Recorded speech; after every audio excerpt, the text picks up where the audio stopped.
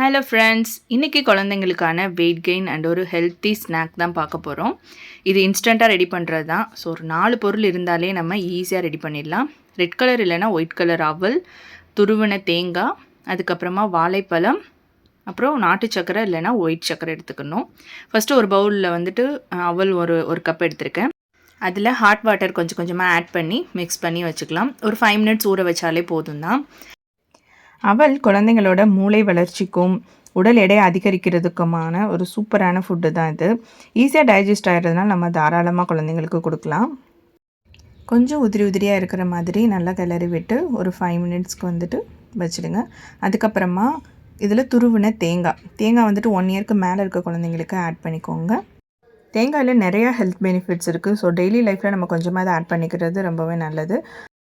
அடுத்ததாக 2 வாழைப்பழம், அது சேர்த்ததுக்கப்புறமா நாட்டு சக்கரை அப்படி இல்லைன்னா வெள்ளை சக்கரை நம்ம ஆட் பண்ணிக்கலாம்.